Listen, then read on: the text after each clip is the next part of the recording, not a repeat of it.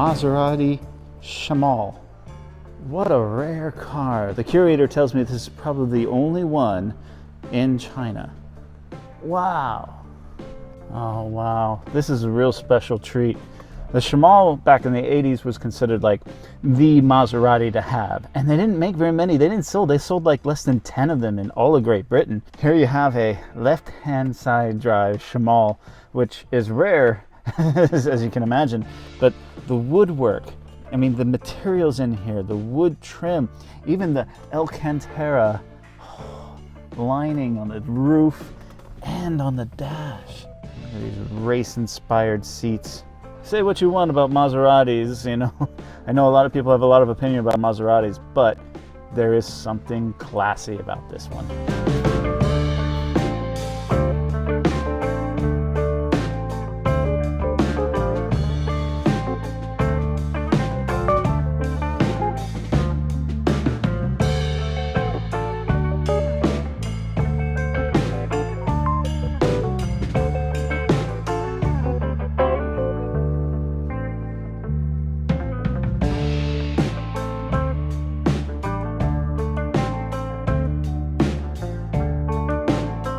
To try it at least once.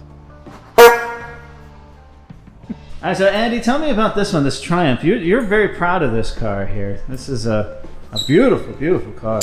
Yeah, I think this car is one of our first collections, and this one probably is the oldest car you can see in mainland China. Like on the road? On the road. On the road. Because this is 1968. The reason why it can still on the road is because we have both Hong Kong license and the mainland China license. We drove this car all the way from Hong Kong to here, Hong Kong, Macau, and Guangdong Bridge. So we are the first drivers to on that huge bridge. Yeah. So I know most people can't drive on that bridge, you know, because you need like so many different licenses and stuff. But it's an incredibly small car. I mean, it's not big at all. But it's got 6 cylinders. From 0 to 60 only takes I think 11 seconds. 11 seconds? For a 1968, man, that's hyper fast, dude. Yeah. What a gorgeous car. So we paint all the whole car like 3 times, and then also did a lot of modification. And we put an AP braking system on it, and also a steering wheel. I think this brand is from Italy. So the wheel is an Italian brand. Okay. The collection here, I mean, this is in my backyard. So I just literally walk here from my studio. But what is your favorite car in this whole museum? Should be this one. What about that Cadillac DeVille over there? Yeah. Oh, that one too, because I drove that one from Hong Kong to Shanghai one year. And then the other year I drove all the way from Hong Kong to Qinhuangdao. Jeez, in a drop top Cadillac from the 60s. Yeah. That's freaking awesome, man. People love it. Look at the size of this thing. It's just enormous. I mean, it's so big it doesn't even fit in here. Look at this. Wow. When they say dead bodies in the trunk, they mean it. How many bodies could you put in there? In pretty cherry condition, this one. And of all the cars in this museum, this is the one that gets the most attention when he's out on the street in China. People love the old Cadillacs. You don't see them ever in China. All right. Oh my God. Yeah. Back in the 60s, this was the height of luxury. I mean, other than maybe Rolls Royce or something like that, this was it. And look at this. I could see how this could be someone's favorite car. I mean, as far as a convertible goes, it's huge. The hood is so big, but not just that, behind you is so big. I mean, how did you park this thing? Organic steering wheel. Look at this.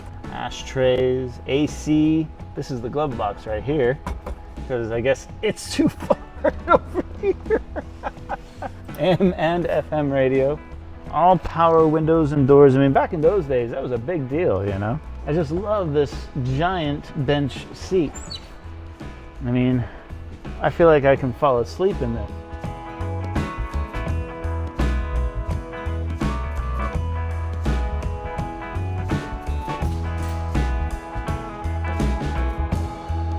This one, of course, is the old Cadillac Fleetwood limousine. A lot smaller than the Lincoln. Oh, very, very posh seats. I mean, this is comfortable.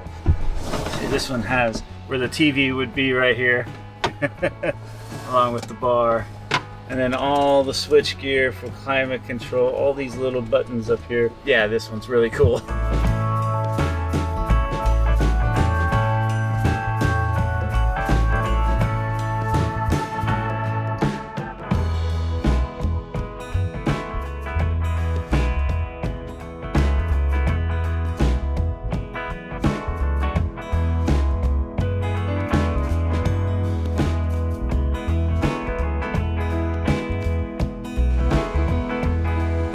Now this thing is something special. This is a 1990s era Toyota Serra. It's a tiny little car, but the doors are what make it so special. These doors are a butterfly door. And what makes this one special is that it's a left-hand side car. These were only sold in Toyota with a right-hand drive car. I didn't even know they have a left-hand side version of the Toyota Serra.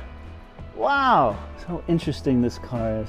This one lacks all the speakers that you would normally see. Tiny little four-banger engine. I believe it was like 1.5 liter. Tiny, tiny little car. About the size of a Miata, I suppose, but it's a big jelly bean with these amazing butterfly doors. I love it. I just love these doors. I mean, the rumor is that these doors actually inspired the design of the McLaren F1. Wow. To be honest with you, it doesn't come out very much. So if you're in a tight space, this is a great way to get in. However, getting in is not so simple because it's a very, very low car. Okay. Wow. A left-hand side driving Serra. This is the first one I've ever seen or heard about. Everything in here is typical 90s. It's just the feel of the plastics. I mean, it feels like an old 90s Toyota. See, I don't have a whole lot, I'm not a very big guy, but I don't have a whole lot of headroom, but there's a ton of glass in here. I mean, driving this thing must feel like a real treat down the road, but I can imagine with my fair skin it would get hot. Now, they did have panels that would go here to help you block the sun. And AC was standard in all these cars because they knew you would bake in this cabin. These are the same door handles you're going to find in every single Toyota made from this era, as with the window switches. That's kind of interesting. These visors, they're in this pillar in the center, and they kind of come down like this. They're super, super small. They do help a little bit, I guess, but this one says it's got about 80,000 kilometers on it. Everything is in the metric system. You can see here this Sony stereo is falling apart just a little bit. So, a CD player, aftermarket CD player. I'm told that all of these cars in this museum are running, that you can actually drive them out of here, including this one. How cool would it be to drive this around? The Serra did have a little trunk area. There's supposed to be some kind of speaker box on the back lid here. Well, there are the panels down there. These are the panels for the roof area there.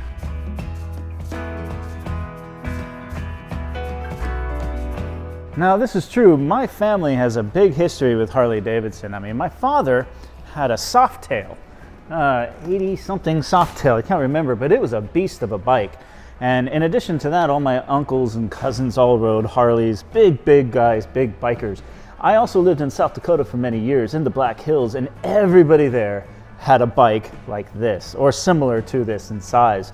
This thing is huge. I'm used to riding little e-bikes around China, but I can't imagine trying to ride a beast like this through the cities here. Now, Harleys are a thing here in China. There are Harley clubs all over the country. Some of the biggest ones are in places like Shanghai, Beijing, Chongqing, and even here in Guangdong. And also, my next door neighbor in Irvine actually had a vintage fire truck. Now, this one is This one's much smaller than the one he had. He had a gigantic one, and during the holidays, he would give all the kids in the neighborhood a ride around. It was really something special. This one is also something special. Look at this thing. Cool. Again, all of these, you know, they run, all of them. Look at this old Buick. Great stuff, man. This is in Oakland, okay. You know, a lot of the cars from this era kind of look alike. The Dodge, the Oaklands, the Willys Overlanders, you know, the Chevys, the Fords. They all have very similar styling cues. If you look closely, you can see in the details how great it really is.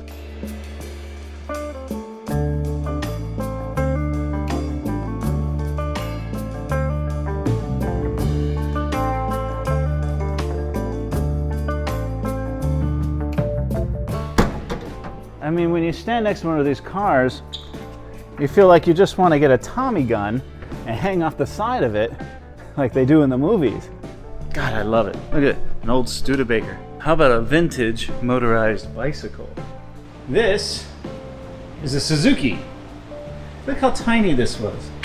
Now I'm told that these were made as police cars in Japan.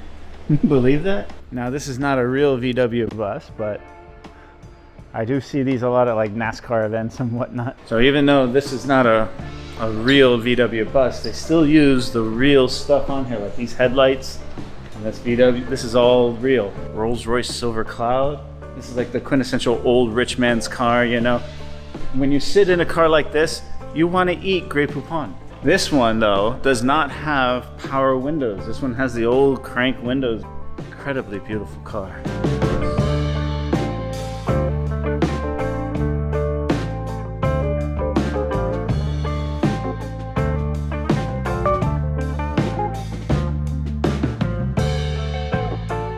In addition to all the incredible things that they have here, you can actually rent this place out too. I mean, you can have parties here. They got a bar. This could be like a meeting area or a birthday party. I mean, they these seats here, these are all custom made out of real cars in their factory here in Zhongshan. This is where they make them. So you can see here, this is obviously a Mini Cooper. This is an Infiniti Q45. I believe this is a Lincoln. Yeah, so that's a stretched Lincoln town car. That they made this bar out of. And then the front bar, if I'm not mistaken, is a Rolls Royce. Yeah, it's a Rolls Royce. And of course, like any good museum, you exit through the gift shop. So that's it for my little tour here at the ZT Classic Car Museum here in Zhongshan. I hope you liked it. I didn't show you everything. There's so much more for you to see and experience here. Next time you're in the town, come on by and take a look. The people here are very friendly and they're going to tell you all kinds of stories about all these cars. We'll see you in the next one.